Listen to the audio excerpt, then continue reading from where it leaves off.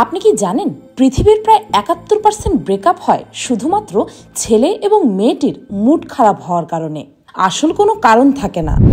যখন কোনো মানুষের ব্রেকআপ হয়, মন ভেঙে যায়, তখন তার মৃত্যু পর্যন্ত হতে পারে। কেননা সে সময় আচমকাই অনেক বেশি স্ট্রেস হরমোন একসাথে নিঃসরণ হয়ে আপনার হার্টকে অচল করে দিতে পারে, যার কারণে আপনার হার্ট অ্যাটাক পর্যন্ত হয়ে যেতে পারে। আর আপনি কি এটা জানেন যে বিয়ের আগে একজন অ্যাভারেজ মানুষ গড়ে প্রায় 7 বার প্রেমে পড়ে? আমাদের দেশের মেয়েরা অতি সুদর্শন পুরুষদের নয়, বরং মোটামুটি দেখতে ছেলেদেরকে নিজেদের জীবনসঙ্গী হিসেবে পছন্দ করে। কেননা আমাদের দেশের মেয়েরা ভাবে যে বেশি হ্যান্ডসাম ছেলেদের চাইতে অ্যাভারেজ দেখতে একটি ছেলে অনেক বেশি ভালোভাবে সম্পর্কের দায় দায়িত্ব নিতে পারবে এবং অন্য মেয়েদের আকর্ষণের কেন্দ্রবিন্দুও হবে না। আর আপনি কি এটা জানেন একজন অ্যাভারেজ পুরুষ গড়ে নিজের জীবনে প্রায় 6 মাস শেভ করে আর 1 বছর মেয়েদের দিকে তাকিয়েই কাটিয়ে দেয়। হয়তো আপনি এটা জানেন না যে আপনার আশেপাশে থাকা 80% মানুষ এটা মোটেও চায় না যে আপনি আপনার জীবনে তাদের চাইতেও বেশি উন্নতি করুন বা সফল হন।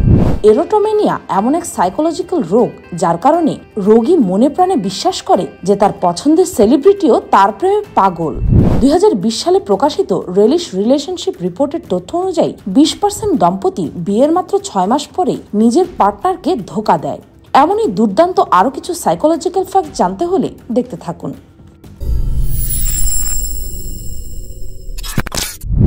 নাম্বার 1, মনোবিজ্ঞানের একটি সমীক্ষায় জানা গেছে যে সকল দম্পতিরা একসাথে বসে রোমান্টিক মুভি দেখে তাদের ব্রেকআপ বা ডিভোর্স হওয়ার চান্স অনেক বেশি বেড়ে যায় সেই সকল কাপলদের তুলনায় যারা কিনা একসাথে বসে কোনো থ্রিলার বা হরর মুভি দেখে। এর কারণ হচ্ছে যখন তারা কোনো রোমান্টিক মুভি একসাথে দেখে তখন স্বাভাবিকভাবে মুভিতে দেখানো অতিরঞ্জিত এবং বাড়াবাড়ি পর্যায়ের ভালোবাসা দেখে দর্শকেরা নিজেদের ভালোবাসার সম্পর্কের সাথে সেটাকে তুলনা করে দুঃখী হয়ে পড়ে। তাদের মনে হয়, ইস, আমাদের সম্পর্কটাও যদি এমনই রোমান্টিক হতো। অন্যদিকে থ্রিলার বা হরর মুভিগুলোতে সাসপেন্স অথবা খুন হওয়ার মতো দৃশ্য দেখে তারা ভাবে যে থ্যাঙ্ক গড, এদের তুলনায় আমাদের জীবন কতই না সুন্দর এবং সুখকর। তাই নেক্সট টাইম নিজের ভালোবাসার মানুষটার সাথে রোমান্টিক মুভি দেখার আগে এই ফ্যাক্টটি অবশ্যই মাথায় রাখবেন। নাম্বার 2, সাইকোলজির তথ্য অনুযায়ী বিয়েতে সর্বোচ্চ 50 জন এবং কারো মৃত্যু হলে সর্বোচ্চ 30 জন মানুষকে নিমন্ত্রণ করা উচিত। কেননা কারো বিয়েতে 50 জনের বেশি মানুষ খুশি হয় না, আবার কারো মৃত্যুতে সাধারণত 30 জনের বেশি মানুষ দুঃখ পায় না। বাকিরা তো শুধু লোক দেখানোর জন্য আসে। ব্যাপারটা তেতো হলেও সত্য। তবে এ ব্যাপারে আপনার কি মতামত তা কমেন্ট বক্সে লিখে জানাতে পারেন। নাম্বার 3, আপনার সাথে কি এমনটা হয় যে যখনই আপনি কোনো কঠিন বা চ্যালেঞ্জিং কাজ করতে যান তখনই আপনি কনফিডেন্স হারিয়ে ফেলেন? এমন মনে হয় যেন কাজটা আপনার দ্বারা সম্ভবই না। যদি এমনটা আপনার সাথে হয় তাহলে মনোবিজ্ঞানীদের মতে তখনই আপনি কিছুটা চিনি খেয়ে নিন, তারপর একটু পানি খেয়ে 60 সেকেন্ডের জন্য চোখ বন্ধ করে রাখুন। এরপরই দেখবেন আপনার মধ্যে কনফিডেন্স এসে পড়েছে এবং আপনি আর ভয় না পেয়ে সেই কাজটি করতে পারবেন। নাম্বার 4, আচ্ছা, আপনার সাথেও কি এমনটা হয় যে বাড়ি থেকে বের হওয়ার সময় আপনি দরজায় তালা লাগিয়েছেন ঠিকই, তবে তার কিছুক্ষণ পরই আপনার টেনশন লাগে, আপনি কনফিউজড হয়ে যান, শিওরই হতে পারেন না যে আপনি কি আদৌ দরজাটা লক করেছেন কিনা? এই সমস্যার খুবই সহজ একটি সমাধান আছে। নেক্সট টাইম আপনি যখন দরজায় তালা দেবেন ঠিক তখনই মনে মনে উদ্ভট একটা শব্দ ভেবে নেবেন, ফর এক্সাম্পল সবুজ রঙের খরগোশ। এটা করার পর যখনই আপনি কনফিউশনে পড়বেন যে আপনি কি আদৌ তালা লাগিয়েছেন কিনা, ঠিক তখনই আপনার সেই উদ্ভট শব্দটি সবুজ খরগোশের কথা মনে পড়ে যাবে আর আপনি নিশ্চিত হতে পারবেন যে আপনি ঠিকই লক করে এসেছেন। নাম্বার 5, ছোটবেলায় তো আমরা সবাই ইনজেকশন দিতে ভয় পেতাম, তবে আপনি কি এখনো ইনজেকশন লাগাতে ভয় পান? যদি তাই হয় তাহলে আপনি এই সাইকোলজিক্যাল ট্রিকটি কাজে লাগাতে পারেন। এবার থেকে যখনই আপনি ইনজেকশন দিতে যাবেন ঠিক তখনই জোর করে কিছুটা কেশে নেবেন, তারপরই ইনজেকশন লাগাবেন। এতে করে ইনজেকশন লাগানোর সময় আপনার খুব কম ব্যথা হবে। কেননা যখন আমরা কাশি তখন আমাদের পেইন রিসেপ্টর অর্থাৎ বেদনাগ্রাহক স্নায়ুগুলো আমাদের বুকে বেশি সক্রিয় হয়ে যায়, যার কারণে সে সময় ইনজেকশন লাগানোর স্থানে আপনার খুব কম ব্যথা হবে, আবার হয়তোবা একেবারেই ব্যথা হবে না। নাম্বার 6, আপনারা নিশ্চয়ই শুনেছেন যে মেয়েরা ভালো ছেলেদেরকে ছেড়ে খারাপ ছেলেদের প্রতি বেশি আকৃষ্ট হয়। তবে মনোবিজ্ঞানের তথ্য অনুযায়ী এমনটা করার পর সেসব মেয়েরা এটা নিয়ে সবচেয়ে বেশি পস্তায় যে তারা কত বড় ভুল করে ফেলেছে জীবনে একজন খারাপ মানুষকে বেছে নিয়ে। কারণ যতই তারা একে অন্যের সাথে সময় কাটাতে থাকে, আস্তে আস্তে মেয়েটির চোখে ছেলেটার এমন কিছু খারাপ আচরণ চোখে পড়ে যেটা তার সাথে একদমই মানায় না। সে একদম সহ্যই করতে পারে না। দিন যত যেতে থাকে, ছেলেটার আসল রূপ দেখে পরবর্তীতে মেয়েটি পস্তাতে থাকে। নাম্বার 7, ভালোবাসা নিয়ে ছেলেরা এবং মেয়েরা আলাদা আলাদা রকম ভাবে। এ সময় একটি ছেলে এবং একটি মেয়ের ব্রেন একে অন্যকে দেখার ক্ষেত্রে আলাদাভাবে কাজ করে। যখন কোনো ছেলে কোনো মেয়েকে প্রেমের দৃষ্টিতে দেখে, তখন ছেলেটির দৃষ্টি সংক্রান্ত দিকটা অ্যাক্টিভ হয়ে যায়। অন্যদিকে একটি মেয়ে যখন একটি ছেলেকে প্রেমের নজরে দেখে, তখন মেয়েদের স্মৃতির অংশটা বেশি অ্যাক্টিভ থাকে। ছেলেরা যেখানে সর্বপ্রথম একটি মেয়ের সৌন্দর্য দেখে আকৃষ্ট হয়, সেখানে মেয়েরা কিন্তু ছেলেদের পার্সোনালিটি, কথা বলার ধরন, চালচলন, চোখের ভাষা অনেক কিছু দেখে তবেই আকর্ষণ বোধ করে। তাই তো মেয়েদের তুলনায় ছেলেদের প্রেমে পড়তে খুব কম সময় লাগে। নাম্বার 8, ইংল্যান্ডের নিউক্যাসল ইউনিভার্সিটির একটি গবেষণায় জানা গেছে, যেই ঘরে সরাসরি তাকিয়ে আছে এমন কোনো ছবি লাগানো থাকে, সেই ঘরে যে কোনো মানুষ খুব মনোযোগ দিয়ে কাজ করতে পারে।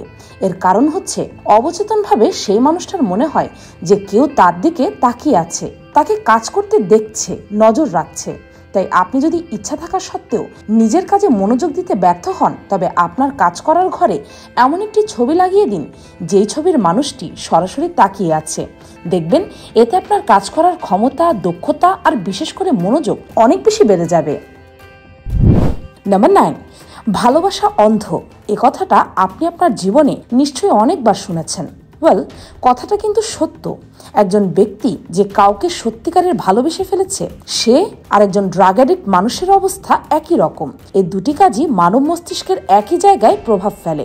দুই ক্ষেত্রেই মানুষের ব্রেন থেকে ডোপামিন নামের এক ধরনের হরমোন নিঃসরণ হয়, আর এই হরমোন মানুষের মধ্যে অদ্ভুত এক নেশার অনুভূতি এনে দেয়। এ কারণেই কাউকে অতিরিক্ত ভালোবেসে ফেললে সেই মানুষটার আর অন্য কোনো দিকে হুঁশ থাকে না। নাম্বার 10, মনোবিজ্ঞানীদের একটি গবেষণায় দেখা গেছে, যেই সকল স্টুডেন্টরা নিজের পড়াগুলোকে খাতায় লিখে ফেলে, সেটা তাদের জন্য অনেক বেশি কার্যকরী হয় তাদের তুলনায় যারা কম্পিউটার, ট্যাবলেট বা মোবাইলে নোট করে। কেননা কাগজে কলমে যখন আপনি কিছু লেখেন, তখন আপনি বেশি ক্রিয়েটিভলি ভাবতে পারেন, আর হাতে লেখার কারণে বেশিরভাগ ক্ষেত্রে সেগুলো মাথায় ভালোভাবে গেঁথে যায়। এর কারণে হাতে লেখা তথ্য লম্বা সময় পর্যন্ত মনেও থাকে। যদি আপনি একজন স্টুডেন্ট হয়ে থাকেন, তবে এই ফ্যাক্টটি নিশ্চয়ই আপনার কাজে আসবে। নাম্বার 11, একটি গবেষণায় জানা গেছে যে 72% মানুষের ব্রেনে দারুণ কোনো ক্রিয়েটিভ আইডিয়া গোসল করার সময় বা টয়লেটে থাকাকালীন সময় আসে। আমিও তাদের মধ্যে একজন। আপনিও যদি এই 72%-এর মধ্যে হয়ে থাকেন, তবে ভিডিওটিকে লাইক দিয়ে বুঝিয়ে দিন। নাম্বার 12, এই পৃথিবীর 41টি দেশ সাইন ল্যাঙ্গুয়েজ অর্থাৎ ইশারার ভাষাকে নিজেদের অফিসিয়াল ভাষা হিসেবে স্বীকৃতি দিয়েছে। আপনি কি এই ফ্যাক্টটি আগে জানতেন? সাইন ল্যাঙ্গুয়েজ এমন একটি ভাষা যার মধ্যে ইশারা দিয়ে সব ধরনের মনের ভাব প্রকাশ করা যায়, আর এই ভাষা সেনাবাহিনীদেরকেও শেখানো হয়। কেননা যুদ্ধক্ষেত্রে গোলাগুলির শব্দে কথা বলা বা শোনা সম্ভব হয় না, তাই এক্ষেত্রে কাজে আসে সাইন ল্যাঙ্গুয়েজ। নাম্বার 13, অনেক সময় কুসংস্কার হিসেবে বলা হয়ে থাকে যে নিজের জীবনের লক্ষ্য কখনো কাউকে বলতে নেই। এই কথায় আপনার বিশ্বাস না হলেও এটা একেবারে সত্য কথা। মনোবিজ্ঞানীরাও বলেছেন যে আপনি যদি আপনার জীবনের লক্ষ্য কাউকে বলে দেন, তবে সেই কাজে আপনার সফলতার সম্ভাবনা কম থেকে নেই হয়ে যেতে পারে। বিভিন্ন সমীক্ষায় দেখা গেছে, আপনি যখন কাউকে আপনার জীবনের লক্ষ্য বলে দেন, তখন আপনার মস্তিষ্কে কিছু হরমোন নিঃসৃত হয়, যা আপনাকে আপনার লক্ষ্যের সফলতা পাওয়ার সমান আনন্দ বা তৃপ্তি দেয়। ফলে পরবর্তীতে আপনার সেই কাজের প্রতি মোটিভেশন কমে যায়, তাই আপনার সেই লক্ষ্যের সফলতার সম্ভাবনাও কমে যায়। এজন্য নিজের লক্ষ্যগুলোকে নিজের ভেতরেই রাখুন এবং সেগুলোকে পূরণ করার উদ্দেশ্যে মনে প্রাণে কাজ করে যান চুপচাপ। নাম্বার 14, এটা কিন্তু একটা মজার ফ্যাক্ট, আবার স্যাড রিয়েলিটি অফ লাইফও বলতে পারেন।